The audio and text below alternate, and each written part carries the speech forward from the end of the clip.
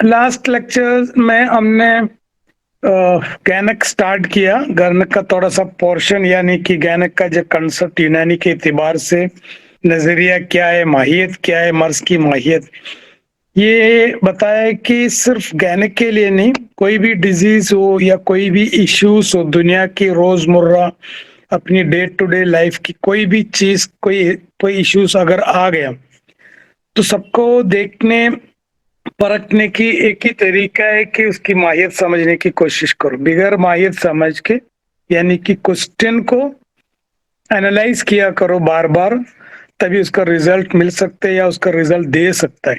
अक्सर अक्सर मैं हमेशा हमेशा ये कहते रहता हूँ, इंशाल्लाह फ्यूचर में भी वो कहते रहूंगा, मरीज जब आता है तो उनसे पूछा करो क्यों आए। तो अगर दर्द के लिए आया तो बोलना दर्द के लिए गोली आप आने की जरूरत नहीं था। फिर वापस उनसे उनको कहलवाओ उनकी असल जरूरत है क्या चीज। तो ये हर मरीज के साथ, हर केस स्टडी के साथ होना चाहिए। पिछले क्लास में हमने डिस्कस किया कि ये अगर गैनक भी हो, गैनक तो आप जानते हैं कि गैनकोलॉजी में इतनी क्लियर, यानी कि आपको बोल सकते हैं डायरेक्ट श्योर शॉट ट्रीटमेंट की जो प्रोटोकॉल या जिसको हम रजीम कहो, गैनक के लिए बेहतरीन दवा है। क्योंकि हमारे पास टूल न होने की वजह से, दवा न होने की वजह से, हमारी कंसेप्ट क्लियर न होने की वजह से हम गैनक से और ये सब चीज से बहुत दूर रहा। हम अक्सर हमेशा कुछ चंद मैदे की कमजोरी, जिगर की कुछ टॉनिकें, कुछ मुसफ़ियात, चंद वर्ड हमने ऐसे सीख के रखे तो हमारी दिमाग भी उस तरफ जाता है। कोई भी इश्यूज हो गए तो मुसफ़ियात लिख के दे देते। अगर किसी को अगर कोई फाइब्रॉइड भी आ गया या किसी को पॉलीसिस्टिक ओवरी हो गया तो हम ये सोचते हैं कि खून की खराबी की वजह से होगा, इसलिए मुसफ़ियात देना जरूरी है।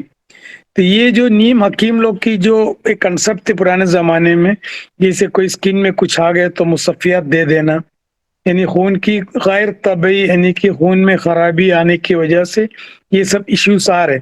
इसीलिए हम डायरेक्ट उसके बारे में मुसफ़ियात सोचते। मैंने अक्सर बहुत सारे लोगों को देखा है कि अभी भी मुसफ़ी, मुरक्कब, साफी जैसे चीज देता है, कभी कभार उनको रिजल्ट मिलता भी होगा। जैसे फॉर एग्जांपल साफी देने से, साफी में सनाए मक्की है, लैक्सेटिव है, तो कभी कभी वो सिस्ट में काम करता है, पीसीओडी में काम करते हैं। वो ट्रिपल सनाई से भी होता है, ट्रिपल जमानी से भी होता है, ट्रिपल मुलैयन से भी होता है, या कोई भी इसी मुसिल और मुलैयन दवा से भी कभी कभी सिस्ट कम हो जाते हैं, उसकी साइज कम हो जाते हैं।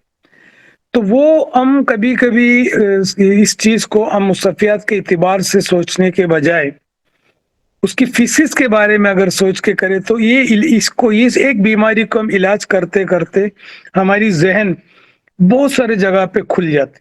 जैसे ये नहीं कि आपने एक बार सिस्ट को अच्छे से इलाज किया तो फिर आप देखेंगे भाई सिस्ट से कनेक्टेड ब्रेन में कोई दूसरा कुछ इश्यूज आ गया, या कोई एब्सेस का इश्यूज आ गया, या कोई जगह पे दूसरा कोई इश्यूज आ गया, तो हम डायरेक्ट उससे कोरिलेट कर सकते हैं।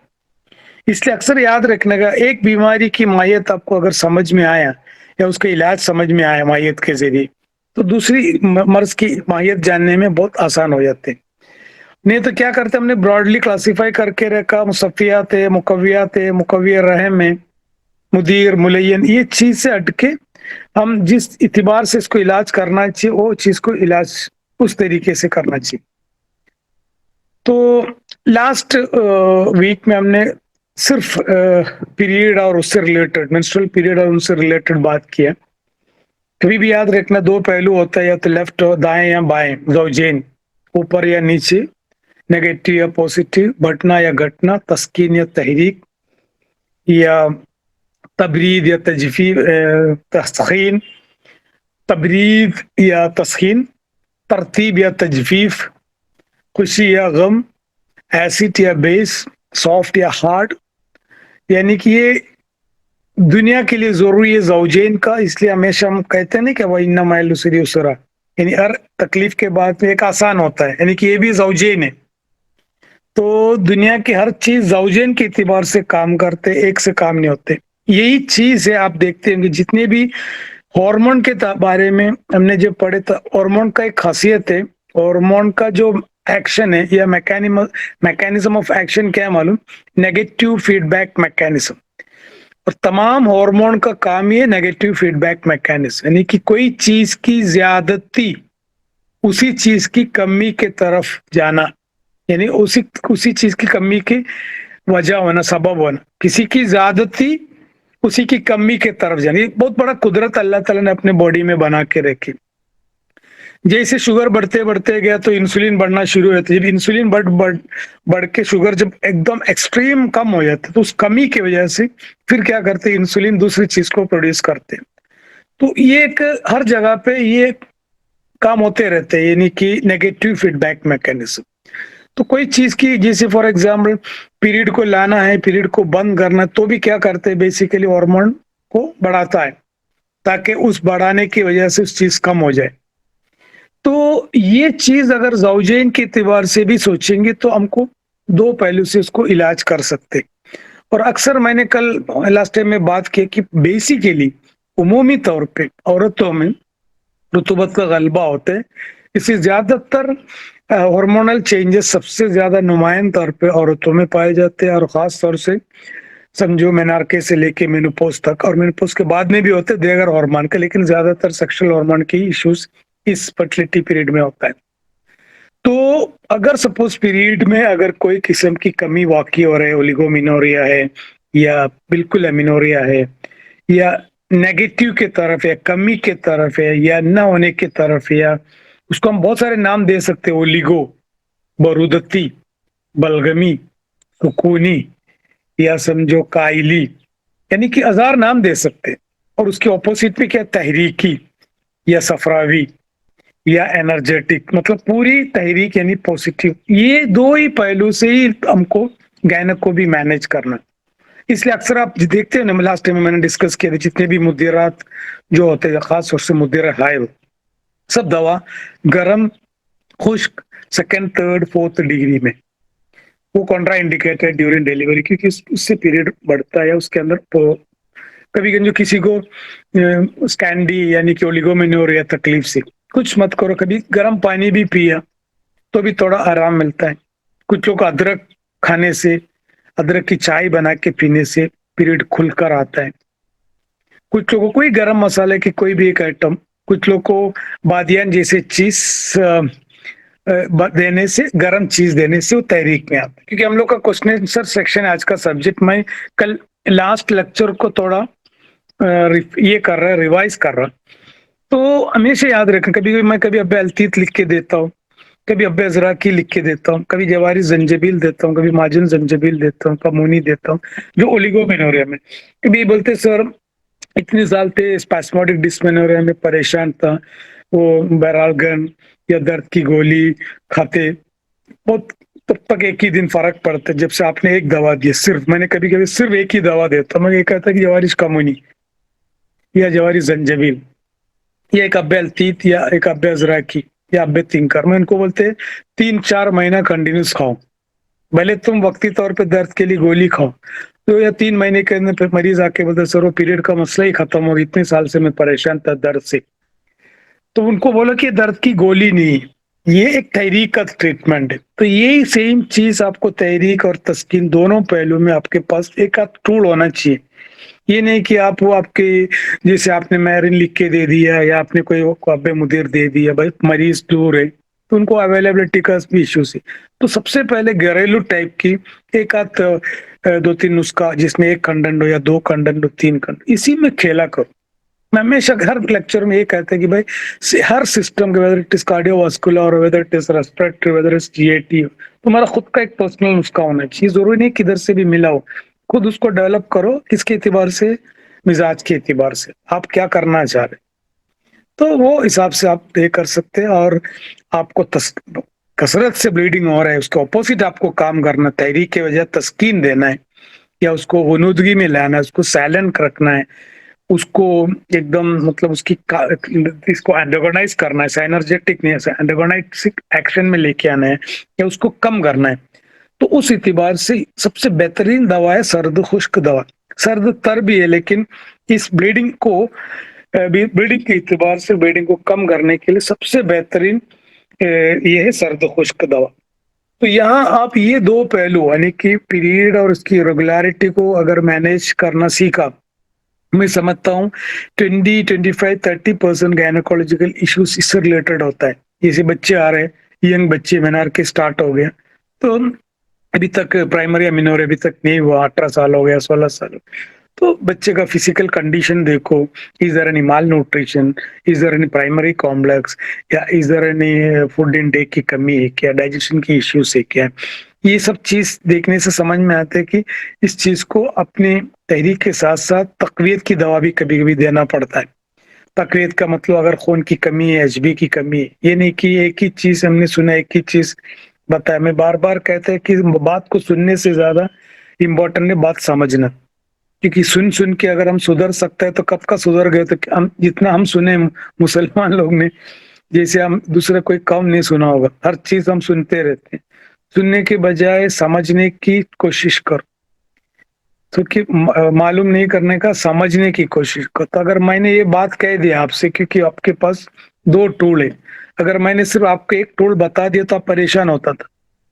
तो आपके पास दो टूल है, दाएं एक टूल है, बाएं एक टूल है, या अप एक टूल है, डाउन एक टूल है। ओके, तो इस इतिबार से आप मैनेज कर सकते हैं।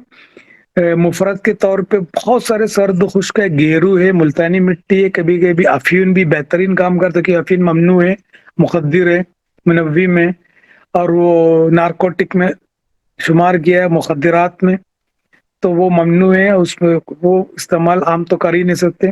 लेकिन पुराने जमाने में क्या करते थे, अगर आपको कहीं से भी अच्छी अफीन मिले तो समझो राई बराबर, 2 राई के बराबर टैबलेट बना के दूध में दे डालो। कितने भी मतलब सीवियर मेनोरेजिया रहने दो, पॉलीमेनोरिया रहने दो, 1-2 डोज के अंदर बंद हो जाते हैं, क्योंकि इंतहाई हाबिस काबिस मुजफ्फिफ काम करता है अफीन, क्योंकि अफीन का मिजाज है सर्द खुश्क बदरजे चारों।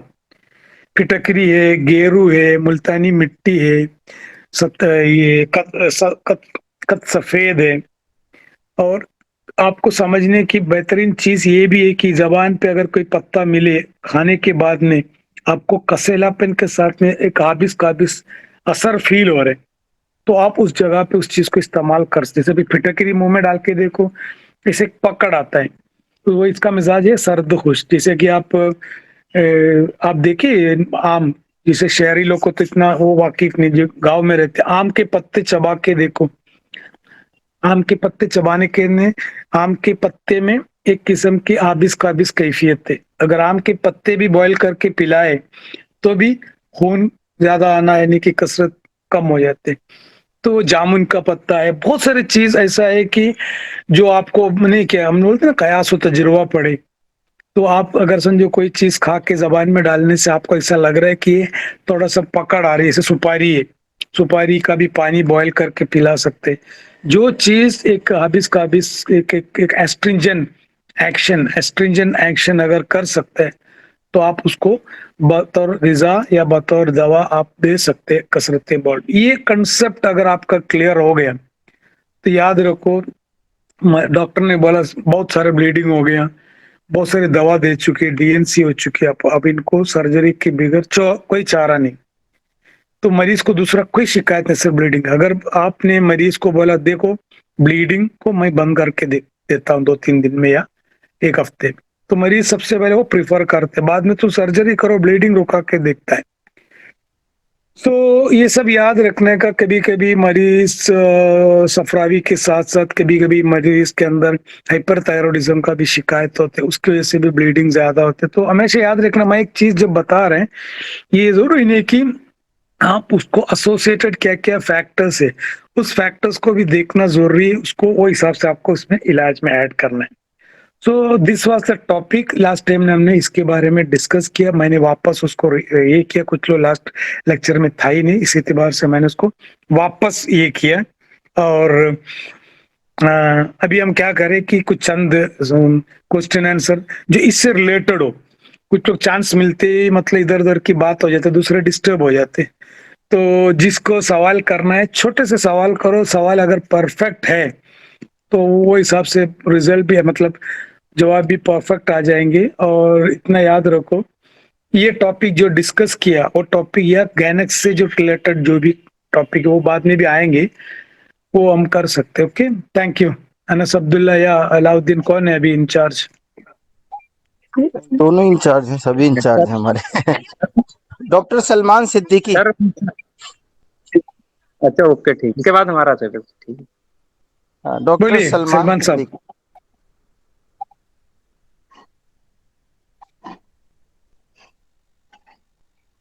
सर पहले अपना शायद माइक को खोलो, बात करो। सलमान का माइक बंद है अभी। सलमान ही बंद है क्या से? सर मेरा क्वेश्चन हाँ आप बताएं डॉक्टर एज सर।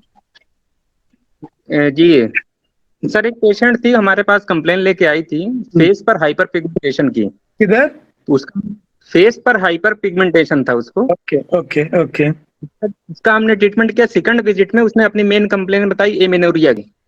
ओके को सर प्राइमरी एमेनोरिया, मतलब अब तक उसको ट्रीटमेंट, फिर जब जब जब हार्मोनल थेरेपी लेती है तब तक उसको रहता है। ओके उस, उसके बाद फिर हम उसका ट्रीटमेंट जो शुरू किए तो हमने हब्बे अदरा की पहले 1 बीडी दिया, उसके बाद फिर टीडीएस कर दिया है, मैरिन हम्म सीरप दिया, जवारिश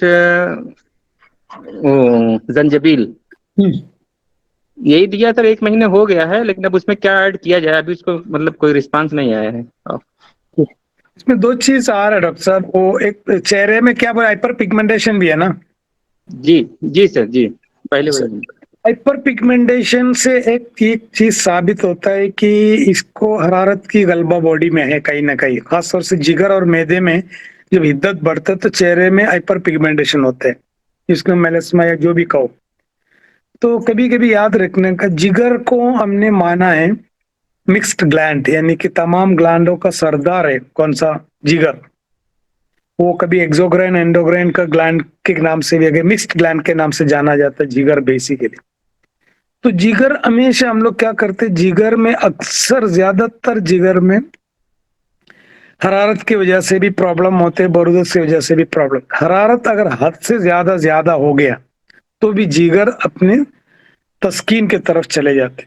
जैसे अक्सर आप देखते होंगे, क्योंकि जैसे गाड़ियों में खासतौर से, जैसे पुरानी गाड़ी, एम्बेसडर गाड़ी हो या कोई बड़े बड़े लॉरी में, इंजन के बाजू में रेडिएटर फिट करता है। अब रेडिएटर का काम क्या कि इंजन को ठंडा रखना, क्योंकि हद से ज्यादा बॉडी के अंदर अगर गर्मी आ गया तो क्या करेंगी, वो इंजन ऑफ पड़ जाते, फिर कितने भी चाबी से तुम स्टार्ट करने की कोशिश करो इंजन स्टार्ट होता ही नहीं, जबकि हम तहरीक कर रहे हैं इंजन स्टार्ट करते करते। तो अगर कोई गाड़ी के बारे में जानने वाला बोले यार भाई ये क्यों स्टार्ट कर रहे, स्टार्ट होगा नहीं, खाली प्लग खराब हो जाएंगे, बैटरी डाउन हो जाएगी, तुम एक काम करो, पहले ना ये क्या नाम उसका, रेडिएटर पे पानी डालो, गाड़ी को थोड़ा ठंडा रखो, जब तक वो वापस इंजन ठंडा नहीं होते तब वो स्टार्ट नहीं होते। ये फिलोसफी कभी कभी बॉडी में भी काम होता है, जिसे भी सेक्स में अक्सर देखने को आते हैं। सेक्स में अक्सर आके कहते हैं कि जैसे सर हमको मतलब सेक्स में एरेक्टाइल डिसफंक्शन है, हमने दुनिया भर के गरम गरम माजून खिला के फिर आते क्या बोलते, सर थोड़ा बहुत था, जब से आपके दवा खाया वो भी चले गया, जितना काउंट था वो भी चले गया, अब तो बिल्कुल जी नहीं भर रहे। अब वो मरीज को हमने क्या है कि जितनी जिंदगी में हमने मुगल्लिस का नाम सुना, मुगल्लिस मुकव्वी मुमसिक का नाम से जाना जाता है, जितनी भी दवा हमने लिख डाली, जितनी भी आवाज दवा, और उस बॉडी में इतना हिद्दत बढ़ गया, उसका इत्लाम बढ़ गया, उसका तकलीफ बढ़ गया, उसके मैदा खराब हो गया। अक्सर होता है ये कोते बाग के इलाज में, डायरेक्ट हमने तहरीक की तरह चले।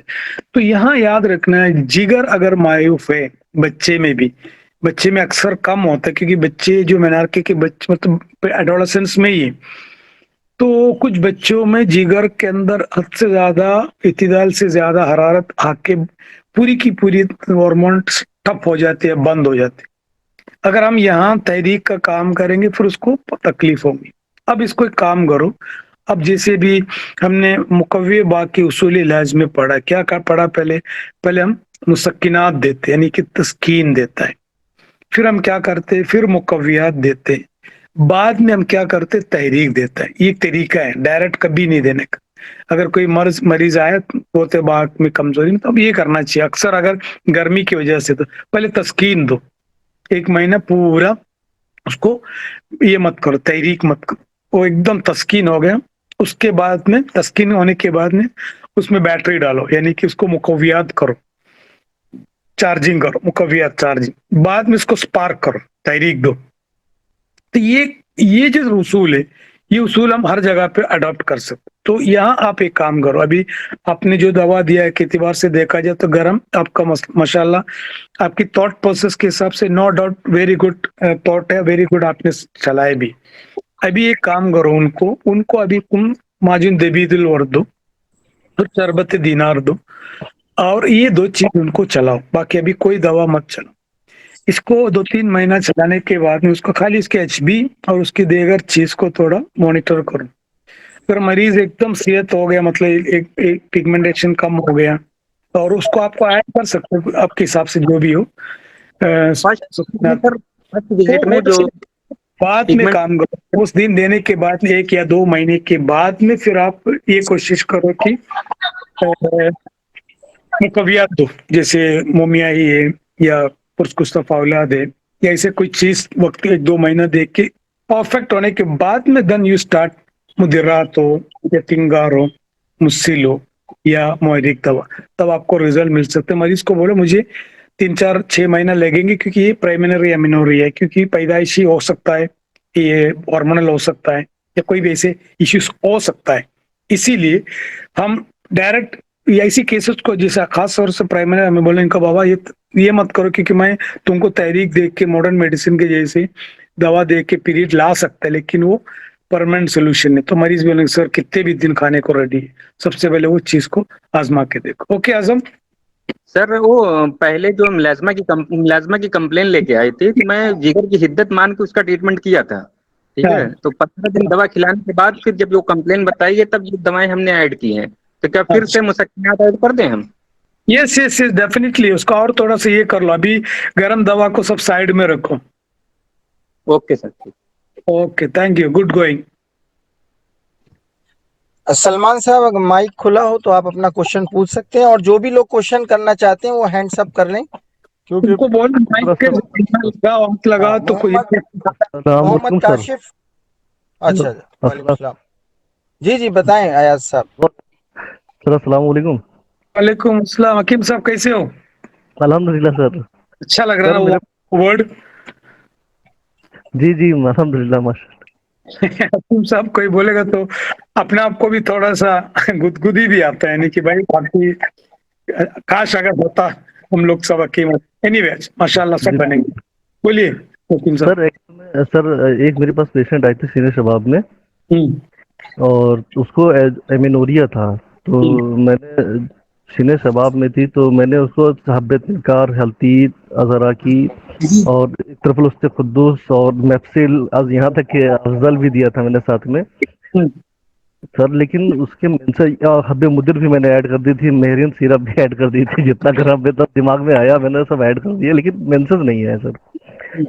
तो मेरा सवाल ये है कि क्या एमिनोरिया बरूदत की वजह से भी हो सकती है क्या सर? जैसे ये जो आपने इलाज बताया है, ये तो बलगमी, और जैसे एग्जाम्पल के तौर पर सीने शबाब में अगर बलगमी औरत में एमिनोरिया हो रही है तो ये गर्म दवाएं तो काम करेंगी, लेकिन अगर सफरावी अगर अब मरीज होगी तब क्या करेंगे सर? यही तो मैंने अभी जो बस बताया। देखो कभी भी याद रखने का, ज़ौजैन के बगैर कोई चीज नहीं होता। आदमी तकलीफ दोनों पहलू से होता है, समझा? यानी कि गर्मी से भी कोई चीज का फील बातिल हो सकता है, और सर्दी से भी कोई चीज का फील बातिल हो सकता है, समझा?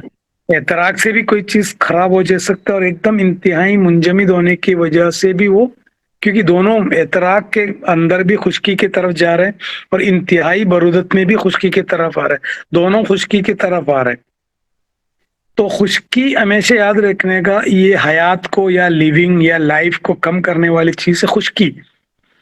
तो हरारत से भी खुश्की हो जा सकती है, बरूदत से भी खुश्की हो सकती है। जैसे हमने गर्मी से भी कभी कभी, जैसे मतलब गर्मी से भी हम इलाज कर सकते हैं और सर्दी से भी इलाज कर सकते हैं। यहाँ आपको अगर सपोज 1-2-3 महीने में आपको अगर रिजल्ट मिल रहे नहीं मिल रहे, तो चीज अपने आप से सोचा करो, मरीज का मिजाज में या कोई गड़बड़ तो नहीं की, या मरीज को असेस करने में और मेरे दवा में असेसमेंट में कुछ प्रॉब्लम तो नहीं। तो कभी कभी ये चीज असेस करना जरूरी होता है। तो अक्सर याद रखना, बरूदत एक फैक्टर है और हरारत एक फैक्टर है, इसलिए दोनों को टूल होना जरूरी है। उसके लिए एक बेहतरीन चीज आपको और एक बताता हूं मैं आपको। जैसे हमने पहले मतलब अपनी किताबों में पढ़ा है कि नुस्खे खल्ले शिकम, नुस्खे खल्ले शिकम का मेन मतलब एक मैं समझता हूँ एक ज़हीन एक कॉमन सेंस वाला हकीम ने उसको इंट्रोड्यूस किया होगा, क्योंकि मेरे पास एक मरीज आया, मैं माना जाना हकीम साहब हूँ, तो जरूरी नहीं कि हर जगह पे हर टाइम पे मेरी दिमाग चले या मैं जो सोच रहा हूँ वो सही हो। तो कभी कभी हमने हमारी कंफ्यूजन में हो जाती है कि तहरीक दूं, तस्कीन दूं, हरारत दूं या बरूदत दूं। तो इस कंफ्यूजन की वजह से मरीज कुछ अलग बता रहा है, सिम्टम कुछ अलग लग रहा है, मुझे कुछ अलग लग रहा है। तो ऐसे वक्त जगह पे हकीम अक्सर क्या करते हैं, नुस्खे खलल शिकम लिख के देता था।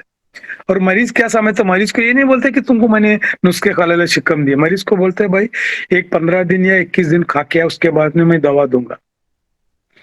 वो इसीलिए करते हैं कि जब जब तक अगर उसकी दूसरा कोई सिम्टम्स हमारे नजर में नहीं है या नुमायन तौर पे हाजिर मतलब दिख रहा नहीं, जाहिर नहीं है, उस वजह से हमारे डायग्नोसिस में अगर गड़बड़ हो रहे, तो वो सिम्टम भी जाहिर होने के लिए हमने नुस्खे खलल शिकम देता है।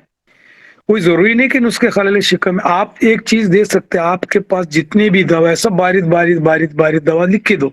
अब आपको मालूम है आपने 3 या 4 दवा दिया, बारीक दवा दी है, उसके बाद में मरीज को बोला मैंने दवा स्टार्ट नहीं किया, मैं तुमको थोड़ा सा तुम्हारा पेट वगैरह सही करने के एतबार से दिया। अगर सपोज अगली बार अगर मरीज जो दिया, मरीज का बीमारी कुछ भी जान दो, अभी उसके ऊपर ध्यान मत दो, अगर मरीज का मिजाज के बारे में कुछ आइडिया नहीं था, अगली बार मरीज है सर आपने जो दवा दिया मुझे सर्दी हो गया, नजला हो गया, नाक बंद हो गया, बुखार आ गया, गले में खराश आ गया, नींद आने लगा, प्यास कम हो गया, ये गड़बड़ कर समझ में नहीं कि इसके अंदर ये दवा से सारा तस्कीन हो गया। लेकिन मिजाज मरीज का मिजाज को आपने एकदम कंफर्म कर दिया कि आपके पास टूल परफेक्ट होना चाहिए। उल्टा भी कर सकते, गरम गरम दवा देख के मरीज को बेच के देखो, या तो मरीज बोलेंगे पीरियड आ गया या पीरियड नहीं आया। तो इसके लिए हमेशा याद रखने का एक क्लियर पेशेंट को बोलो कि टाइम लगेंगे मेरे ट्रीटमेंट में, मैं 1 महीना, मैं अक्सर मैं कहता हूँ मरीज को देखो मैं तुम्हारे बारे में जानता हूँ, लेकिन तुम्हारी मैदा मुझे सपोर्ट करता है कि नहीं मालूम, मुझे इस मैदा जब सपोर्ट करेंगे तुमको तुम्हारी दवा असर करेगी, क्योंकि हमारा साइंस एकदम परफेक्ट साइंस ये नहीं कि सबको एक ही दवा उठा के नहीं देती। मैं अगर पीरियड नहीं हो रहा है तो 4 आ गया तो 4 को भी 4 अलग अलग मिजाज के एतबार से देता है। इन चारों को मैं एक नुस्खा उठा के अब्बे मुदीर शरबत मुदीर मेरे लिख के, क्योंकि मैं साइंटिफिक आदमी हूँ, मैं अंधेरे में 3 नहीं मरता, जहां मैं फंसता हूँ तो आई नीड सम टाइम। तो वो एतबार से आप एक काम करो कि इस चीज को 1 या 2 दवा दो, ज्यादा दवा ना को, उस एतबार से आपके इस हिसाब में होना चाहिए फर्स्ट और सेकंड डिग्री या सॉरी फोर्थ थर्ड और सेकंड डिग्री 3 दवा रख के देना चाहिए। तो याद रखो अमीनोरिया बरूदत से भी हो सकते हैं, अमीनोरिया एक्सट्रीम गर्मी से भी, सफरा के एक्सट्रीम में भी अमीनोरिया में होता है और बरूदत के एक्सट्रीम में भी अमीनोरिया होते हैं। तो वो आपको आपकी लाइन ऑफ ट्रीटमेंट चेंज करके ज्यादा दवा मत दो, ज्यादा दवा देने से कंफ्यूजन होता है। बेसिकली मैंने बहुत जगह पे देखे, कभी मोमियाई से पीरियड सही आ जाता है, मोमियाई से, वो हिमेटामेनिक से भी कभी कभी खून की कमी की वजह से अगर हो रहा तो खून की कमी कम होने से, कभी कभी अंगूरी से भी किसी को पीरियड आ जाते हैं। बेसिकली कभी कभी ये होता है कि एक 5% लोग होते हैं अमीनोरिया जो प्राइमरी अमीनोरिया, कभी कभी पैदाइशी तौर पे नलिफाइड यूट्रस यानी कि यूट्रस एकदम बच्चे जैसे छोटे बच्चे जैसे यूट्रस रहते हैं, एकदम उसको बोलते हैं एटोपिक या एकदम एट्रोपी हो चुके एकदम वैसे यूट्रस रहते हैं। वो सब चीज में रिजल्ट मिलना मुश्किल है क्योंकि उनके सेकेंडरी सेक्सुअल कैरेक्टर भी कम रहते हैं।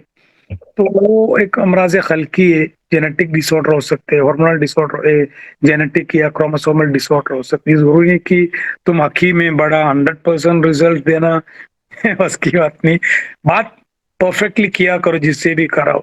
तो दोनों साइड आजमा डॉक्टर साहब, एस भाई। ठीक है सर। सर अगर सफरावी मरीज हुआ तो फिर उसका क्या ट्रीटमेंट हो? सॉरी, अगर बलगमी मरीज हुआ सीने सबाब में तो मुझे बरूदत अमीनोरिया के लिए बरूद जो है बारीक दवाएं कौन सी देंगे ज्यादा बेहतर रहेगा? बारिश की फर्स्ट डिग्री सेकेंडरी दवा दे सकते हैं, मिसाल के तौर पे अभी सिकंजबीन है, जी सर।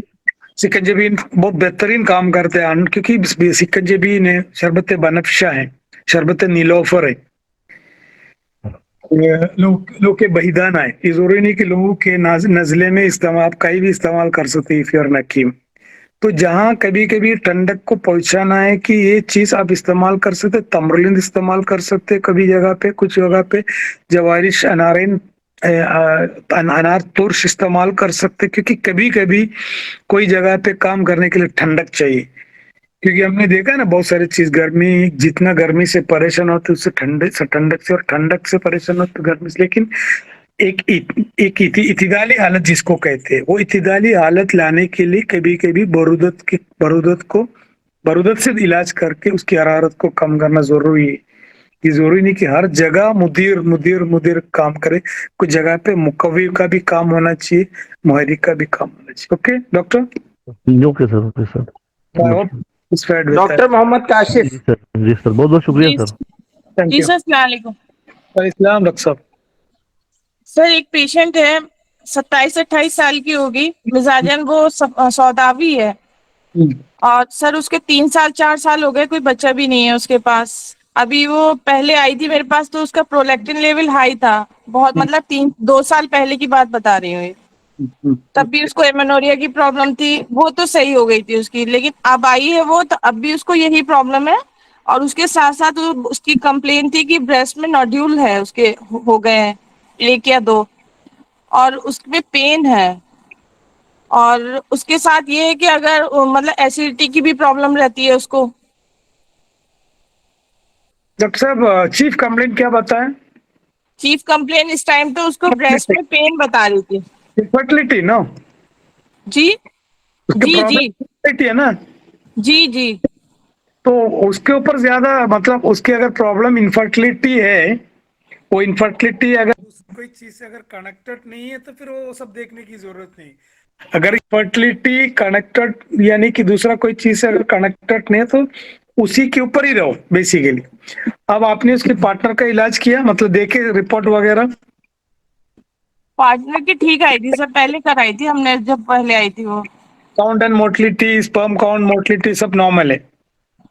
हाँ, पहले तो सब सही था, अब नहीं कराई, अभी मैंने अभी आई थी। जैसे खून बढ़ता है घटता है वैसे स्पर्म का काउंट भी घटता है जी जी। बढ़ता है, स्पेशली सीजनल है, गर्मी में कम होते हैं सर्दी में बढ़ते हैं। एक बार चेक करा लीजिए। अच्छा, और डॉक्टर साहब सौदावी आपने जो बताया वो सौदावी, हम लोग तो ये जो क्लास जो चल रहे हैं, लेक्चर नहीं है, डिस्कशन है। आप 1-2 पॉइंट मुझे बता दीजिए, आप किस इतिबार से उस मरीज को सौदा की कैटेगरी में गिना है? सर वो मतलब बात करने का तरीका उसका, जैसे बहुत लोग सोचते हैं, मतलब मीराकी टाइप के लोग होते हैं, okay okay okay okay okay, fine तो वो फाइन, उसी टाइप की लग रही थी। अच्छी बात है। ओके ओके, उसके ओवुलेशन स्टडी करवाए थे? ओव्यूलेशन स्टडी में नहीं कराया था, बस प्रोलैक्टिन लेवल कराया था उसका, क्योंकि तब भी शायद उसको ब्रेस्ट में ही पेन था, अच्छा अच्छा, ओके तो ओके उसका गेज आया था। Okay okay okay. प्रोलैक्टिन का मिजाज बेसिकली, प्रोलैक्टिन मतलब लैक्टेशन के टाइम पे ज्यादा रिलीज होता है, और जी प्रोलैक्टिन बेसिकली जब बढ़ता है तो मैं मॉडर्न की बात कर रहा हूँ, मैं यूनानी में आऊंगा। जब प्रोलैक्टिन बढ़ता है तो नॉर्मली ईस्ट्रोजन लेवल कम हो जाती है, ये दोनों एंटागोनिस्टिक एक्शन है, जी। समझा? इसीलिए अक्सर इस्लाम में 2 साल मतलब ब्रेस्ट फीडिंग कंपलसरी टाइप के बताए कि 2 साल अगर ब्रेस्ट फीडिंग करेंगे 2 साल भी प्रोलैक्टिन का लेवल हाई रहेंगे ब्लड में, ताकि ओवुलेशन नहीं रहेंगे, ताकि कुदरती तौर पे एक नेचुरल कॉन्ट्रासेप्शन का एक फैमिली प्लानिंग हो जाता है। तो ये दिमाग में रखो, बेसिकली प्रोलैक्टिन बढ़ने से मतलब ओवुलेशन भी नहीं होते, यानी कि इसके अंदर जो ग्राफियन फॉलिकल फ्रैक्चर होने में कम डिले हो जाते। अब आपको इसको क्या क्या दवा दी है डॉक्टर साहब तो यूनानी में? मैंने अभी तो उसको हब्बे तिनकार चलाई है। Okay okay okay okay okay. अभी आप एक कॉम्बिनेशन लिख के रखो, अगर आपको इसे फील हो रहा है, बेसिकली सपोज आपने बताया कि सौदावी है, तो आप परेशान अगर हो रहे जैसे सौदावी है, अगर सौदावी के लिए क्या दवा दूं? सौदावी की दवा और सौदावी की तदाबीर दम्मी ढांचे में, दम्मी कमरे में, ओके? यानी कि उनकी सौदावी मर्ज में हम लोग एंडी सौदा मेडिसिन या एंडी सौदा तदाबीर क्या है पूछता है, तो एंडी सौदा बोलते ही आपको समझ में आने कि एंडी सौदा का मतलब है गरम तर। क्या है? गरम तर तदाबीर। उसमें सिर्फ दवा नहीं, उसमें खुश रहना, मुफरियात, तफरी, ट्रायंगुलाइजर, मतलब घूमना फिरना, मस्ती करना, मजाक करना, नाचना, सब उसमें आता है। याद रखना ये कि हम लोग हकीम हैं, हम सिर्फ दवा में ही फंसना नहीं। तो ये एतबार से गरम तर तदाबीर उनको बताओ। तो बोलेंगे गरम तदाबीर क्या, सिर्फ खून बढ़ने वाली मोमियाई या संजो माजुन अर्द खुरमा या अंगूरी जैसी चीज के अलावा जितने भी खून बढ़ाने की तदाबीर से 2-3 फायदा होता है। उसकी जो मेलांकोलिक कैफियत में कमी आ जाती है, और ज्यादातर सौदावी मर्ज में क्या होता है कि एक इंकिपासी कैफियत यूट्रस में भी आ जाते हैं, सर्विक्स में भी आ जाते हैं, यानी यूट्रस और ये सब चीज के अंदर सर्विस तक वो इंकिबासी कैफियत होने की वजह से हार्मोन काम करना छोड़ता है। बेसिकली हार्मोन सर्द खुश्क कैफियत में खास तौर से ये जो सेक्सुअल कैरेक्टर्स की जो हार्मोन है बहुत कम होता है उसके अंदर। और दूसरी चीज याद रखना, इसके अंदर अगर गर्म दवा आपको देना है तो मैं ज्यादा टाइम डिस्कशन में नहीं ले रहा, मैं आपको उसूल इलाज के हिसाब से बता रहा हूँ। मतलब आप इसमें गर्म तर दवा दे, आपको दवा के तौर पे लेना चाहे तो सबसे बेस्ट मोमियाई कैप्सूल दो उसको, 1 OD भी दे सकते, 1 BD भी दे सकते। उसके साथ में शरबत अंगूरी या कोई भी खून बढ़ने वाली कोई हिमाटामिनिक्स 10 to 20 ml BD, और इसको अब्बे अजरा की एक 1 BD चला सकता है।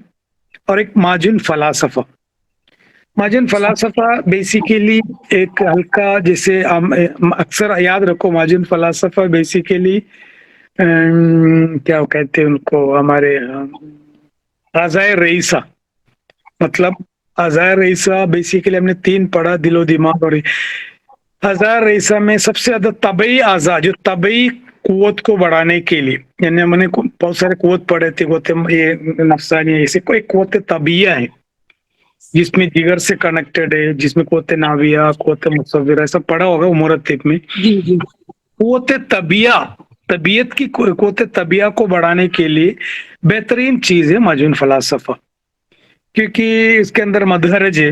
मदहरज बेसिकली बेहतरीन काम करता है, क्योंकि जितने भी अगर आपको जेनेटिक या हार्मोनल इश्यूज आ रहे हैं तो सिर्फ इसी की बात नहीं कर रहा, कई भी जगह पे आपको कुछ चीज समझ में नहीं आ रहा तो one of the best drug of choice है माजुन फलासफा। उनको बोलना सिर्फ 10 ग्राम माजुन फलासफा सुबह शाम 1-2 महीना कंटिन्यूस खाने से बहुत बेहतरीन रिजल्ट मिलता है ये माजुन फलासफा से।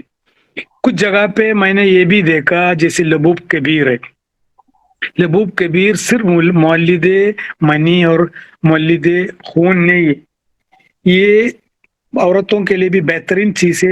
ये माजुन पंबादाना और माजुन लबूब कबीर, लबूब कबीर थोड़ा महंगा रहते, और माजुन पंबादाना कभी कभी ओवुलेशन में मैं इस्तेमाल करता हूँ, क्योंकि वो मौलिदे लेबन भी है, मौलिदे खून भी है, और जो चीज मौलिदे खून है वो मौलिदे लेबन भी है, मौलिदे मनी भी है। अगर आपको आपके पास पंबादाना है, माजुन पंबादाना स्पर्म को बढ़ाने के लिए भी अच्छा है, दूध बढ़ाने के लिए औरतों की सबसे बेहतरीन चीज है। तो ये हिकमत आजमाओ, कोई तौलीद के लिए कभी कभी माजुन पंबादाना देने से ओवुलेशन परफेक्ट हो जाते।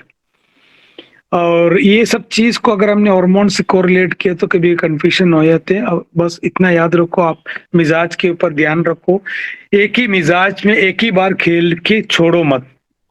मैं हमेशा क्या करता है कि एक पेशेंट का मेरा विजिट होता है 15 डेज, उसकी फॉलोअप होता है आफ्टर 15 डेज के। अगर आपने बड़ा हकीम है तो अगर आपको ज्यादा सुकून से जीना है तो 1 महीने का दवा देना, बाद में 1 महीना कहीं ना कहीं वक्त उसको काम करता ही है। अगर 1 हफ्ते की दवा देंगे, भाग भाग के पेशेंट आएंगे तुम्हारे, तो 1 महीने के फॉलोअप या 15 दिन की फॉलोअप में 3 या 4 फॉलोअप करने, खासतौर से पीरियड में एक मिजाज की दवा कम से कम आपको 1 या 2 महीना चलाना है।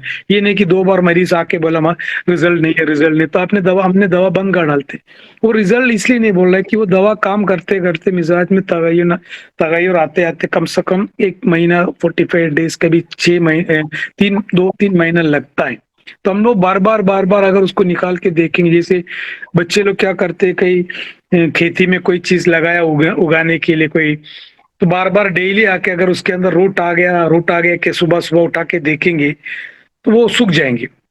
उसको थोड़ा वक्त चाहिए, हिलना नहीं चाहिए। तो ये एतबार से आपको ये काम करना पड़ेंगे, आपको वक्त लो, उसके अंदर 2-3 ट्रिप उसको आने के बाद में बोलना है कि भाई मैंने जो दवा दी उस एतबार से आपको काम नहीं कर, उसमें अपने हकीकत बताने में आपकी कमजोरी या आपकी नाकामी की कोई इश्यूज नहीं है। मैं खुला बोल देते, बहुत सारे मरीज को मुंह में देख के देखो तुम्हारी बात मुझे समझ में नहीं आया, मेरी दवा तुम्हारे ऊपर असर नहीं किया, मैं जो पढ़ा है मेरे दिमाग वहां तक नहीं पहुंचता।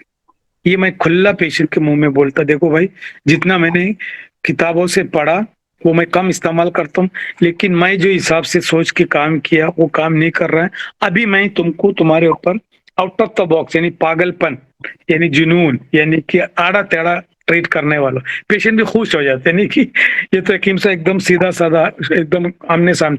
तो मैं उनको बोलते देखो अभी मैं दवा तुमको जो किताब में पढ़ा वो सब तुमको दे चुके, मैं मेरे दिमाग काम करा के वो भी काम नहीं कर, अब मैं उल्टा सीधा दवा दूंगा लेकिन रिजल्ट मिलेंगे। Okay, thank you doctor. Thank you.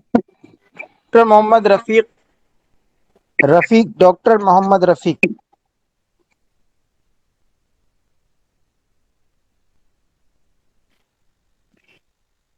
Doctor Abdullah Shakeel.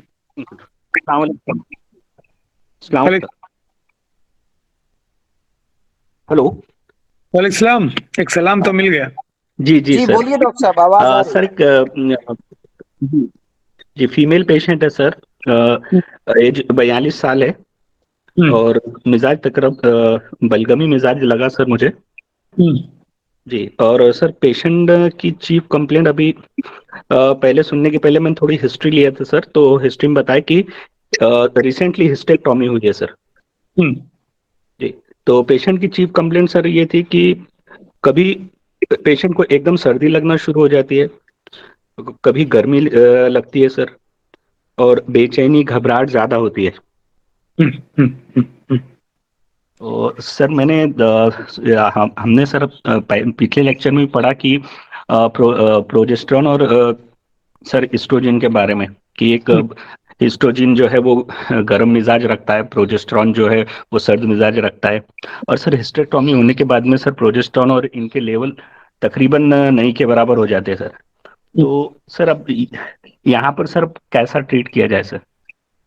देखो इसमें याद रखो वो दो चीज, एक तो यूट्रस अगेन ओवरी के अलावा कभी कभी कुछ लोग ओवरी को वहां रखता है, एक ओवरी रखता है, कुछ लोग पैन स्टेक्टमी करता है, कुछ लोग पार्शियल करता है, क्योंकि अगर यंग एज में अगर स्टेक्टमी किया तो उसको उधर मेंटेन रखता है बेसिकली ओवरी को। अक्सर आप देखते होंगे कि अगर यंगर एज में यानी कि बिफोर 30 के पहले अगर स्टेक्टमी किया तो ज्यादातर इश्यूज होते हैं कंपैरेटिवली आफ्टर 40 के बाद में, क्योंकि 40 के बाद में याद रखने का ये चीज अगर मेनार्के जो बेसिकली होते हैं मेनार्के से मेनोपॉज यानी 14 to 40 is considered to be the fertile period of the woman का फर्टाइल पीरियड है 14 to 40, लेकिन वेरी रेयरली कभी 40 के अबव 50 56 तक पीरियड आने के बहुत सारी हिस्ट्री हमने देखा है।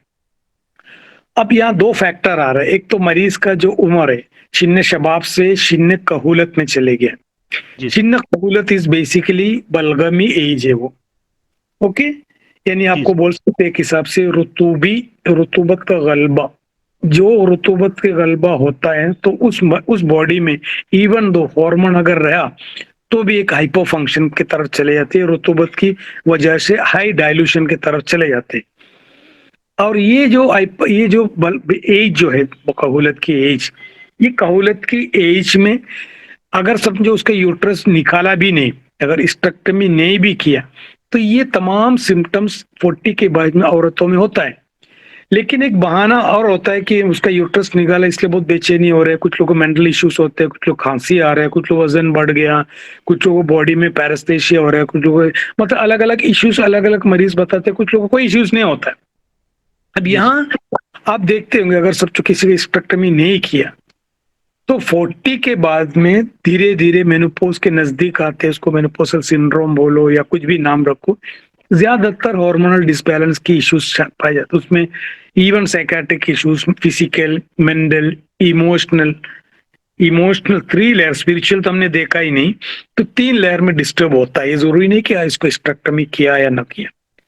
तो स्टेक्टमी करने के बाद में अक्सर गायनेकोलॉजिस्ट कुछ लोग हार्मोन के टैबलेट देते हैं, कुछ लोग कैल्शियम के टैबलेट देते हैं। इसमें भी एक प्लेसिबो इफेक्ट रहता है, वो एक 60 to 70% प्लेसिबो इफेक्ट है। आपको भी प्लेसिबो इफेक्ट दे सकते हैं, उनको भी आप ये दे सकते हैं कि कोई ऐसी जवारी शाही हो, या समझो एक मुसक्किन दवा के तौर पे हरारत को कम करने जवारी शाही हो, हामद से उनको बोले तुम्हारी खास यूट्रस के लिए दवा दे रहे हैं। ये अगर आपने साइकियाट्री के लिए दवा दे रहे हैं आपकी इश्यूज की, तो वो मानेगा नहीं। उनको बोलो मेनोपॉजल सिंड्रोम को, आपकी हरारत बढ़ गई, आपकी हार्मोनल डिसबैलेंस को मेंटेन करने के लिए मैं दवा दे रहा हूँ। कभी खमीरा मरवारिद बहुत अच्छा काम करता है इसमें, जवारी शाही और खमीरा मरवारिद मॉर्निंग देने का, क्योंकि सर्द खुश्क है वो, कैल्शियम को भी ये करते हैं, और जवारी शाही रात में देने को, ज्यादा दवा देने की जरूरत ही नहीं। अगर मरीज को ज्यादा नींद की डिस्टर्बेंस वगैरह है तो कुर्स मुसक्किन हो या कुरसुकून हो या कोई ऐसी चीज आप उसके साथ में ऐड कर सकते हैं। लेकिन हमेशा याद रखने का, दवा कम करता है और तुम्हारी जो तरीका है कैसे how to deal with this things, है ना। क्योंकि जितने कार्डियोलॉजी हो, जितने भी समझो ऑन्कोलॉजी हो, ये कार्डियोलॉजी और ऑन्कोलॉजी में हम लोग को डर इसलिए लगता है कि इसकी प्रोग्नोसिस बहुत बेकार होता है, इसलिए हम लोग डरता है। अगर तुमको थोड़ा कॉन्फिडेंस लेवल ज्यादा आ गया हो प्रोग्नोसिस लेवल के ताल्लुक से, तो अगर आपके पास हिम्मत है तो आप कोई भी कार्डियक डिजीज और ऑन्कोलॉजी में आप हाथ लगा सकते हैं। क्योंकि मेरा एक दोस्त है, वो ऑन्कोलॉजी का स्पेशलिस्ट है यूनानी में, और अच्छा खासा एडवर्टाइजमेंट भी करते, तो उसने एक सही बात बोले, वैसे तो लोग मर रहे हैं मॉडर्न मेडिसिन खा के, हमारी दवा खा के तो थोड़ा कम तकलीफ से मरेंगे। तो मतलब वो हमको हमारी दवा खाने से उसको मोशन पेट सब सही होते, उनकी कीमो रेडिएशन से भी अंत में यही तक जाना है। तो आदमी के अंदर एक ये होना चाहिए। तो स्टेक्टमी एक सिर्फ एक वजह नहीं हो सकता, क्योंकि स्टेक्टमी में मैंने आपको बताया कि एस्ट्रोजन और प्रोजेस्टेरोन की जो एग्जैक्ट मिजाज किसी ने तयन नहीं किया, लेकिन तजुर्बे से और उस हार्मोन बढ़ने से क्या क्या इश्यूज होते हैं उससे हम अंदाजा लगा सकते हैं कि इस मिजाज में, जैसे एस्ट्रोजन बढ़ने से पूरी ब्लड वेसल डायलेट होता है, यूट्राइन मतलब एंडोमेट्रियम की जो लाइनिंग है उसको तिखन हो जाते हैं और पूरी बेड तैयार हो जाते हैं पीरियड से पहले, सब एस्ट्रोजन की वजह से। और उसके ऑपोजिट जो प्रोजेस्टेरोन के जैसे प्रेग्नेंट हो गया तो यूट्रस की जो कंट्रैक्शन है, मूवमेंट कम हो जाती है, यानी कम करना इस प्रोजेस्टेरोन का काम है। सब तो प्रोजेस्टेरोन कम होने से यूट्रस साइलेंट भी हो जाते हैं। जैसे जैसे डिलीवरी के टाइम होने के टाइम पे ऑक्सीटोसिन जो भी रिलीज होते तब वो अलग एक ड्रामा या एक ऑर्केस्ट्रा शुरू हो जाते हैं। तो बेसिकली कई किताब में आपको ये नहीं मिलेंगे कि एस्ट्रोजन का मिजाज क्या है, प्रोजेस्टेरोन का मिजाज। कई किताबों में किसी ने पूछा हमको प्रमाण पत्र बताओ, लेकिन मसला याद रखो वो हार्मोन बढ़ने से बॉडी में क्या क्या अलामत है। क्योंकि कभी कभी सफरा, खिलते सफरा किसी ने आज तक नहीं देखे, हमने सफरा देखी, ये पॉइंट याद रखना, हमने सफरा देखी जैसे बाइल में।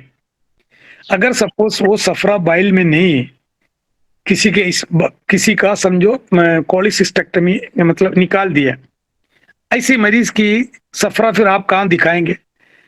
पूरी बॉडी में आपको सफरा दिखेगा ही नहीं। कभी हिस्टामिन के तौर पे या कोई एलर्जिक मैनिफेस्टेशन में उसकी अलामत आपको दिखेंगी।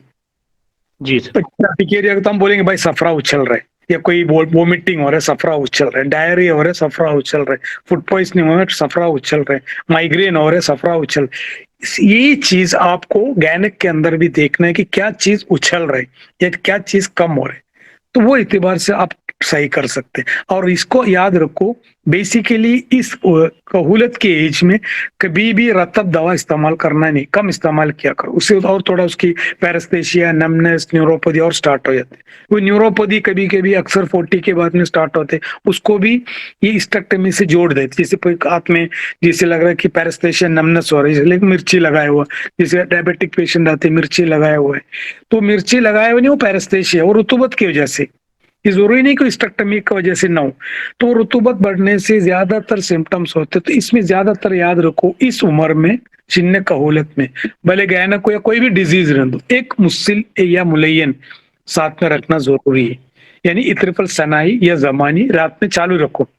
मरीज को बोलो अगर तुम्हारी पीरियड का इश्यूज नहीं भी हो गया, तुम्हारी ओबेसिटी को ये बचा के रखेंगे, तुम्हारी एडिमा को बचा के रखेंगे, तुम्हारी एजिंग प्रोसेस को डिले करेंगे, ये सब अगर बोलेंगे और खुश हो जाएगी। अगर 40 की औरत 40-45 की एज के बोलना तुम्हारी एजिंग और तुम्हारी खूबसूरती, तुम्हारी एस्थेटिक सेंस में, तो वो बोलेंगे। तो उसके लिए सबसे बेहतरीन चीज है एक सनाई रात में, फलासफा या जंजेबिल, गरम खुश्क दवा, या फिर आपको एक्शन के एतबार से मुलयन और मुस्सिल और मुदीर दवा, ये 3 दवा से खेला करो शिन्ने कहूलत में। आपको कैसे इस्तेमाल करने का, कौन सी मोहरा चलाना है, that is up to you doctor. Thank ji you. Sir. Doctor Kausar क्योंकि तबस्सुम, मैं एक्चुअली मैं अक्सर आपके सवाल का डायरेक्ट एलकेजी के जैसे आंसर इसलिए नहीं दे रहे क्योंकि आप लोग मेरी क्लास सुन सुन के आप लोग को खाली इशारा काफी हो सकता है, वरना मैं आपको क्या बोलूंगा, भाई सुबह 10 ग्राम ये दे दो, शाम में 10 ग्राम दे दो, शरबत मुदीर दो। ये वो एलकेजी लेवल का नहीं है। अभी हम लोग जो भी लेक्चर सुन रहे 100 के ऊपर जो डॉक्टर्स है, हमारी सोच और हमारी अलग है, इसलिए मैं आप लोग को सिर्फ इशारा दे रहा हूँ, ये नहीं कि नहीं तो मैं डायरेक्ट आपकी जवाब दे सकता भाई ये इतना गोली सुबह शाम दे दो। Okay doctor. जी thank you sir. Okay welcome. वालेकुम अस्सलाम वरहमतुल्लाहि वबरकातुहू। सर मेरे पास एक फीमेल पेशेंट है, 19 इयर्स एज है सर। बॉडी स्ट्रक्चरली देखने से तो उसका सफरवी मिजाज लगता है सर, लेकिन उसको प्रॉब्लम पीसीओडी हो रहा है, यानी इरेगुलरिटी है सर पीरियड्स की, 1 in 3 months है। साथ में सर हर्सियोटिज्म का इश्यू है सर, पूरे चेहरे पे बाल ज्यादा आ रहे सर उसको, और मतलब इसका मिजाज समझ में नहीं आ रहा, क्योंकि पेशेंट जब बात करती है उसके फिजिक्स से सफरवी लग रहा, बात करती है तो एकदम बलगमी मिजाज समझ में आ रहा है सर, थोड़ा क्लैरिटी दीजिए ना सर। ओके ये जो सवाल किया आपने, ये जो प्रॉब्लम बताया, it's one of the most common problem है आजकल इस एज ग्रुप में, और वो हर ये गायनेकोलॉजिस्ट एकदम पैसा इसी में कमाता है, यूएसजी कराता है, ये कराता है। फिर इरिटिज्म से लेके जो हमने जो ये पीसीओडी का जो सिंड्रोम पढ़ते हैं वो हाइपोथैलेमस से शुरू होते हैं, हाइपोथैलेमस से कार्बोहाइड्रेट मेटाबॉलिज्म, शुगर मेटाबॉलिज्म से स्टार्ट को किस्म छोटे छोटे बच्चे को भी आजकल डॉक्टर ग्लाइसिफेज लिख के देते हैं। यहाँ याद रखो, इसमें भले आपको उस मिजाज समझ में नहीं आ रहा है, you start the treatment with some supportive treatment for liver, क्योंकि जिगर से ही स्टार्ट करो इसके अंदर, क्योंकि जिगर से अगर मैं समझता हूँ यूट्रस में भी ध्यान मत दो इस एज में, क्योंकि वो अपना काम करेंगे। तो इसको आपको सही करना है तो बेहतरीन तरीका ये है कि ये न्यूट्रिज्म से लेके कभी ओबिसिटी आ जाती है इसके अंदर, और ज्यादातर गायनेकोलॉजिस्ट मीठा बंद करो बोलते हैं, एक्सरसाइज करो बोलते हैं, और कोई भी हार्मोनल क्लोमिफेन सिट्रेट या कुछ लोग लेप्रोस्कोपी भी करा देते इतनी कम उम्र में। ये एक्चुअली याद रखने का, पीसीओडी एक अलग मिजाज है बेसिकली, और पेशेंट का सफराई ऐसे सिम्टम्स। पीसीओडी बेसिकली एक ऋतुभी अमराज है। ओके ये ऋतुभी, इतना याद रखो बेसिक पॉइंट, पीसीओडी ऋतुभी अमराज है। अब ये ऋतुभी अमराज होने की वजह से ये हम देखेंगे कि कौन सी मिजाज के बच्चों में या लड़कियों में सबसे ज्यादा हो सकते हैं। तो बलगमी हो सकता है या दम भी हो सकते हैं। अब वो दम्बी में आप कंफ्यूजन हो सकते हैं, क्योंकि दम्बी हमेशा गर्म रहते, तो वो समझते कि सफरा है क्या, क्योंकि दम्बी में गर्मी में सफरा भी आता है, दम्बी भी आता है, तो वो हिसाब से हम कंफ्यूजन रहते इसके अंदर। तो ज्यादातर इसके अंदर याद रखना ये पोली ऋतुभी। अब अक्सर हम जब पढ़ते थे, जब मैनार के स्टार्ट होते हैं, शिन्ने शबाब में चले जाते, तो 2 मिजाज है, हार रतब। अब वो शिन्ने क्या नाम उसका, शिन्ने नमू में था, तो नमू में हरारत थोड़ा कम, रुतुबत ज्यादा था, ऐसा था मिजाज। जी सर। जब ये शबाब में चले जाते तो हरारत बढ़ जाते और रुतुबत कम होना चाहिए। ये हरारत हर जगह पे इश्यूज क्रिएट करते हैं, हरारत की वजह से बहुत सीने शबाब एकदम इंगुलाबी और एक हैजानी कैफियत में रहते। ये जो रुतुबत ये तबई एक्चुअली कुछ लोग के अंदर, कुछ बच्चों में ज्यादातर अक्सर हमने देखी ये हरारत कम हो जाते हैं, जबकि रुतुबत कम नहीं अपनी जगह पे। हरारत कम होने का मतलब हलचल नहीं है, जब देखो टीवी के सामने बैठना, मतलब घर पे कोई काम नहीं करते, स्कूल गया या कॉलेज गया वापस आके बिल्कुल हाथ पैर चलता है, तो ये रुतुबत और बढ़ते बढ़ते बढ़ते जाते। इस रुतुबत बढ़ने की वजह से ये हरारत काम नहीं करते। अब ये हरारत बढ़ने से रुतुबत इधर ही है। अब यह रुतुबत जितना बढ़ेंगे ये हरारत अपनी जगह पे, अब ये रुतुबत को नीचे नीचे अगर लाएंगे तो ये हरारत काम करना शुरू होता है। कि बेसिकली हरारत ऊपर होना चाहिए इस उम्र में, मैं उंगली इधर इधर हो जाएंगे लेकिन मेरी बात याद रखो, हरारत ज्यादा होना चाहिए, रुतुबत कम होना चाहिए इस उम्र में। अब इस उम्र में जिस बॉडी में रुतुबत की गलबा होते हैं तो रुतुबती अमराज भी हो सकते हैं। हरारत की कमी से पैदा होने वाले जितने भी हार्मोनल कमी की वजह से बहुत सारे प्रॉब्लम होते हैं। अब ये हार्मोन कम होने की वजह से अक्सर नेगेटिव फीडबैक मैकेनिज्म के तरीके, जिसे हम थायराइड की जो ट्रीटमेंट करते हैं उसमें हमेशा कंफ्यूजन रहते हैं। थायराइड को कम करने के लिए थायराइड की गोली दूं या थायराइड की टैबलेट दूं, या पीरियड को कम करने के लिए पीरियड बढ़ाने वाले टैबलेट भी, अक्सर हमारे साथ होता है ये कंफ्यूजन। यहाँ भी पीसीओडी में भी यही कंफ्यूजन होता है। बस इतना याद रखो, ये अमराज रुतूबी है। अब आपको अमराज रुतूबी को ट्रीट करने के लिए आपको यबूसत की तरफ लाना पड़ेगा। उसके लिए आपके पास दो टोले, हार याबिस पिए, बारिद याबिस पिए। अब बारिद याबिस इधर मत दो, बारिद याबिस देने से और उनके अंदर पीरियड का मतलब चांसेस है। तो यहाँ हार याबिस आप बारिद याबिस इस्तेमाल कर सकते हैं और याबिस भी इस्तेमाल कर सकते हैं। अगर सपोज तुम्हारी मरीज सफरावी या दम्बी है तो आप सर्द खुश्क दवा इस्तेमाल कर सकते हैं।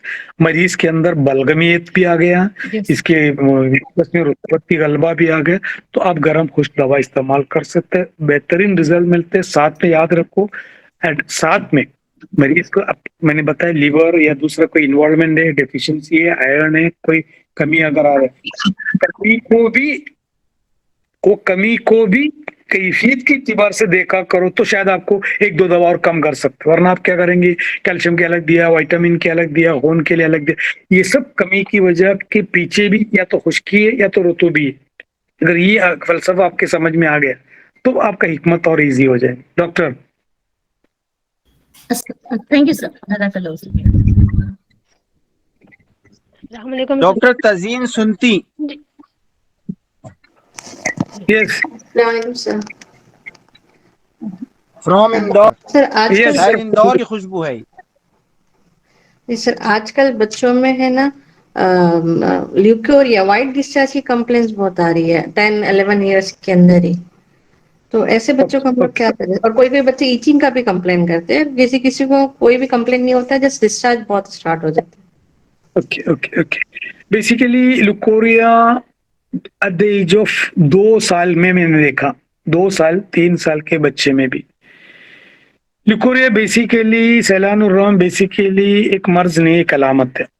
ओके, ये एक्चुअली बेसिकली होता है कि एक हाइपर सेक्रीशन है, जैसे नाक से जैसे अपना जो गिरता है एकदम नजला, हार नजला कैसे गिरता है, या जैसे अपने स्टोमक में हाइपर एक्टिविटी में जो हाइपर सेक्रीशन होते हैं, एक हाइपर सेक्रीशन है वो, कहीं ना कहीं एक तहरीकी अमराज, याद रखने का ये तहरीकी अमराज दिमाग में रखो। और ये फिजियोलॉजिकल भी है, ये पैथोलॉजिकल भी है। अब मॉडर्न के हिसाब से फंगल है, बैक्टीरियल है, एनीमिक है, सब बहुत सारे। फिजियोलॉजिकली प्रेगनेंसी में होता है पीएच वैल्यू ऑफ वजेना चेंज होने से भी सैलानुरम होते हैं। वो इंशाल्लाह अपन सैलानुरम का एक फुल डिटेल लेक्चर लिखेंगे। ये आपकी जवाब मैं दे रहा हूँ अभी।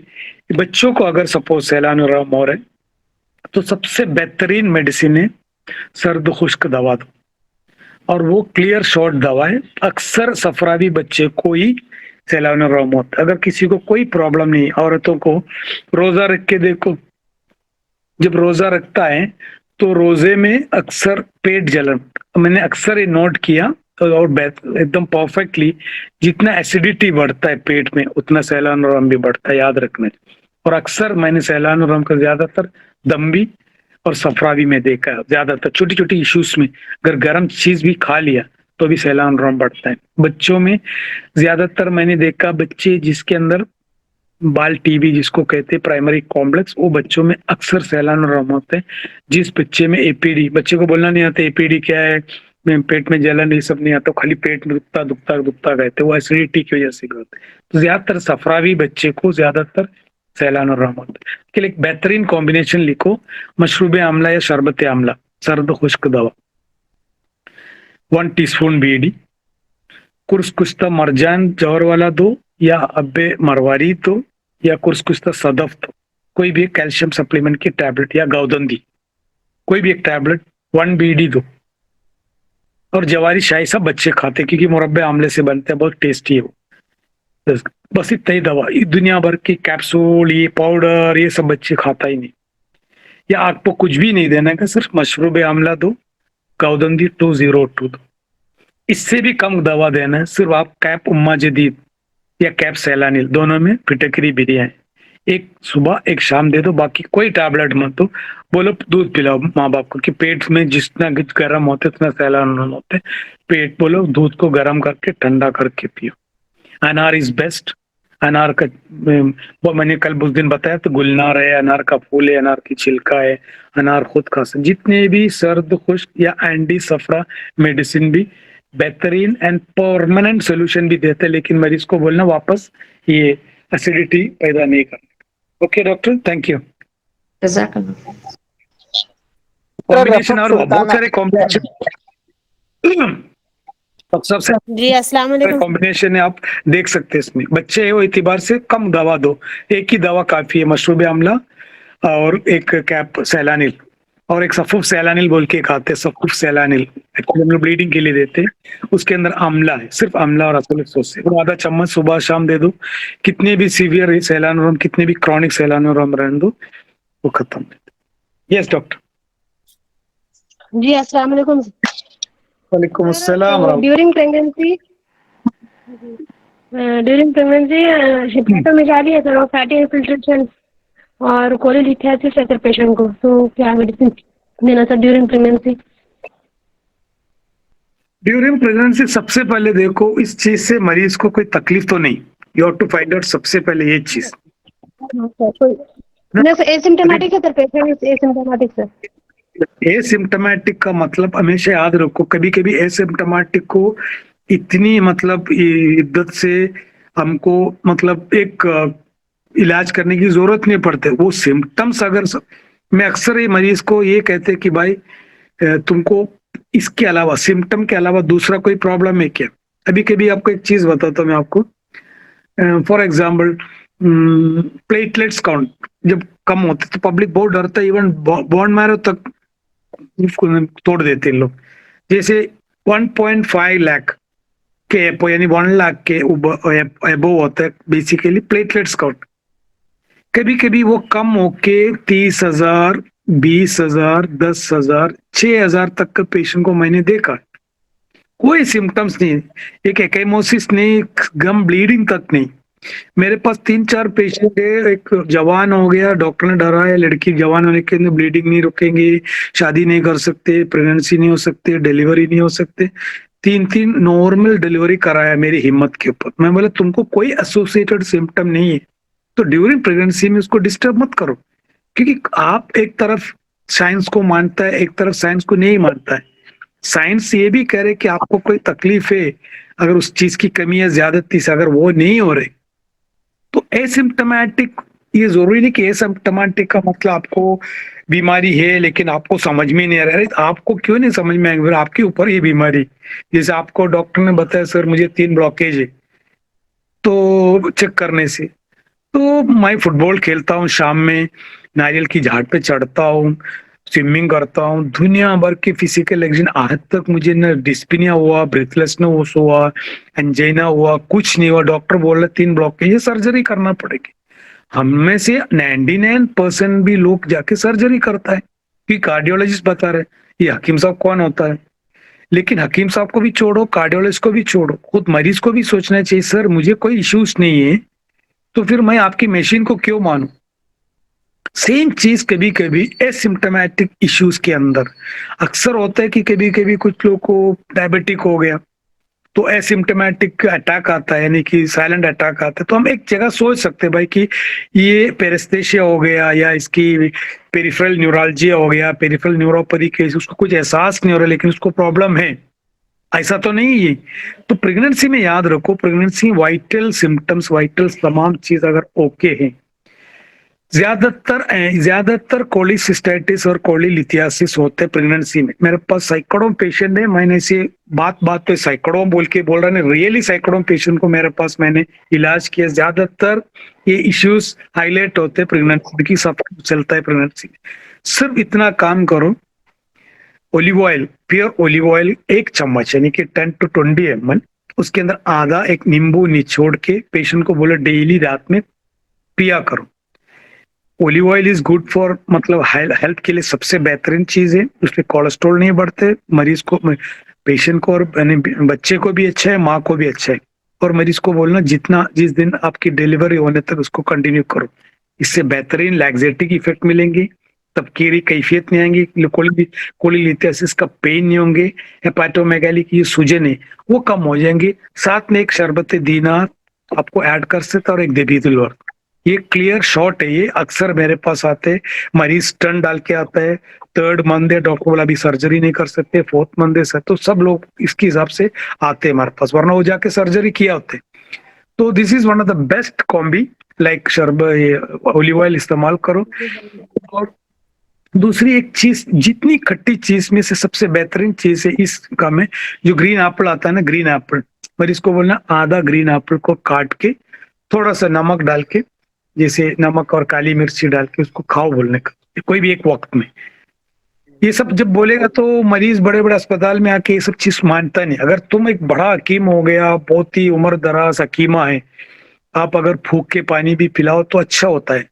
तो ये सब चीज बोलने की वो अपने आप को अंडर एस्टिमेट करता है। जब मैं 30 साल में, उनको मालूम ये अगर कुछ कह रहे तो उसके पीछे कुछ तो कुछ लॉजिक है। तो सर हमको मालूम है, आपने हमारे लास्ट टाइम पे दवा दी तो आप जो बोलो।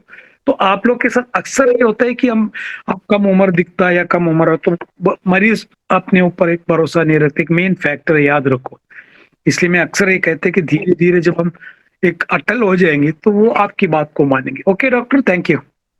सर ये एचबी भी कम रह रहा है सर। तो सर आप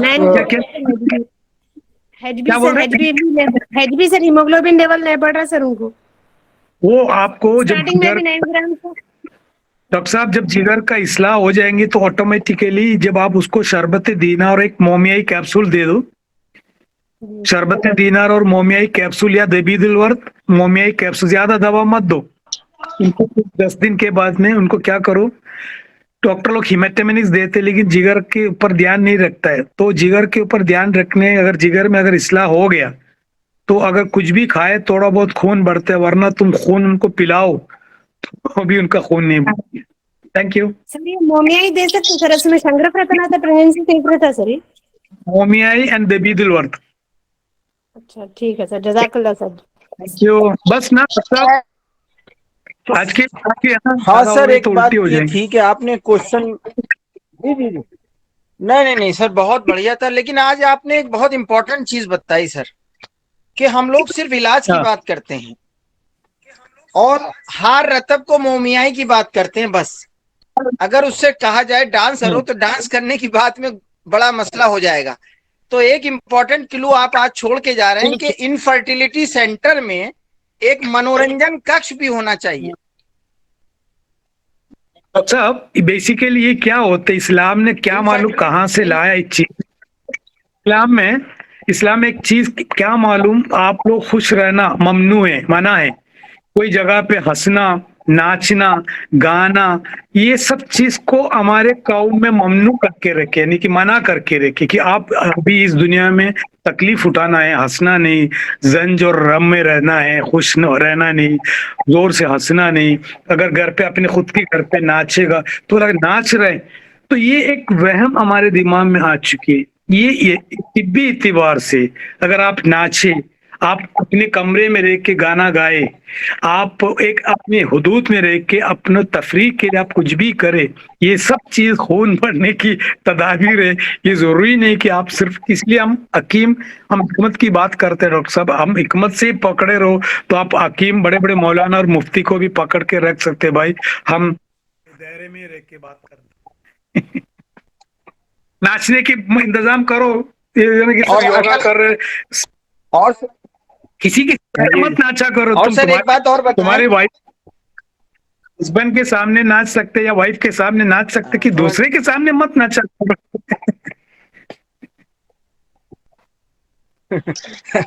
और सर एक बात और इम्पोर्टेंट है कि हर वालेकुम अस्सलाम सर मेरा बीपी कम होता है, उससे सर में दर्द बहुत ज्यादा होता है। डॉक्टर साहब आपके Khamera Marwari clear first shot, Khamera Marwari 10 रुपये आमला और एक अब्बे अजरा की खा लो, क्योंकि आपके बॉडी में सफरा का गलबा है, खून बहुत पतला है। आपको चक्कर आएंगे, आपको बीपी लो होंगे, आपको माइग्रेन का शिकायत भी हो सकता है, आपको है तो थोड़ा सा ये, और कभी कभी ओआरएस का जो पैकेट आता है 17 पैक जैसे, वो भी पिया करो पड़ता है। आप खुद बना के पी सकते, क्योंकि ये सफरा भी प्रेशर को बढ़ाने के लिए कोई दवा बोल के अगर आप पूरी अल्कानोन भी डोंट डालो तो आपको दवा नहीं मिलेंगे। आप फिर जाएंगे तहरीक के लिए, क्या चीज है यहाँ, तहरीक देने की जरूरत नहीं। आपकी बॉडी में खुश्की की गलबा है, थोड़ा रुतूबत को बढ़ाओ, जो चीज आपकी रुतूबत को बढ़ाएंगे आपकी बीपी अपने आप ऊपर आ जाएंगे। जी सर ओके। ओके, बहुत बहुत शुक्रिया सर। बहुत से क्वेश्चन, बहुत से चैप्टर आज हो गए और आज बहुत कुछ आपने इस लेक्चर से सर के हासिल किया और सर ने लगातार 2 लेक्चर ले लिए, इसके लिए बेहद शुक्रगुजार है एकेडमी। और उम्मीद करते हैं कि इंशाल्लाह इसी तरह सर को हम जहमत देते रहेंगे। और हरमस के कामयाब होने की एक मेन वजह आज हम चलते चलते बता दें कि हरमस अपना मिजाज हार रतब रखता है। हरमस में टूर और ट्रैवलिंग के साथ साथ आपको खाली क्लिनिक नहीं चलवाते, खाली पढ़ाई नहीं कराते, हम लोग मनोरंजन भी कराते हैं, हम लोग स्विमिंग भी कराते हैं, हम लोग वाई नॉट की विजिट भी कराते हैं, हम लोग मल्टी नेशनल और मल्टी क्रिएटिविटी के लिए आगे आ रहे हैं। तो हरमस के पीछे और हरमस के लॉजिक क्या है कि प्रॉपर अवेलेबिलिटी ऑफ मेडिसिन नहीं है, प्रॉपर रहनुमाई नहीं है, उसके साथ साथ हम लोग क्रिएटिविटी डेवलप कर रहे हैं। आज जो पिछला बच्चा जो कि बिल्कुल मायूस बैठा हुआ था, वो आज मंच पर आकर और अपने को एक गौरवान्वित महसूस कर रहा है, उसको हम लोग अप्रिशिएट कर रहे हैं। उसने कभी मोमेंटो नहीं देखा था अपनी जिंदगी में, उसने कभी ये नहीं देखा था कि मुझे इस तरह से अप्रिशिएट किया जाएगा। ये बात जरूर है कि अजमल सर मोमेंटो के खिलाफ हैं, लेकिन हमने मोमेंटो हिकमत से आजमाया, हिकमत से लिया कि वो बच्चा जो कभी मोमेंटो नहीं नसीब हुआ, उस बच्चे को स्टेज पर लाकर हमने मोमेंटो देने की एक मुहिम चलाई कि उसको एक लाकर कि उसको किसी ने ये नहीं कहा था कि भाई मेरे लिए कौन मुझे अप्रिशिएट करेगा, लेकिन healthy way Hermes doctor academy ने उसको ऐसे स्टेज पर लाकर उसको अप्रिशिएट किया। और ये अप्रिशिएट इसलिए किया कि उसने यूनानी को सजा दिया अपनी क्लिनिक में, उसने अपनी सोच को सजा दिया, उसने अपनी फिक्र को बता दिया कि हमारी फिक्र जो है वो यूनानी है। और हमने अपनी फिक्र जब से यूनानी अपनाई है तो हमने अप्रिशिएट हासिल किया है। एक मजबूरी और हिकमत में, जैसे सर ने कहा कि डांस करना कोई गुनाह नहीं है, अगर आप लोग अपने अंदर डांस कर हार रतब कैफियत पैदा कर सकते हैं और उससे आपको फायदा मिले तो आप डांस भी करिए, आप खूब हार रतब कैफियत पैदा करिए, आप घूमिए भी, आपको आगे बढ़िए, हार रतब कैफियत पैदा करिए, तो ये बहुत अच्छी चीज है। तो हकीम केटी अजमल सर शायद अभी जा चुके हैं और वक्त बहुत ज्यादा हो गया है सर का लिया, और ये हम गुजारिश करते हैं कि हमारी एकेडमी इंशाल्लाह प्रॉपर रहनुमाई के साथ, प्रॉपर बुक अवेलेबिलिटी के साथ, प्रॉपर मेडिसिन अवेलेबिलिटी के साथ आपके साथ मौजूद रहेगी। बहुत बहुत शुक्रिया।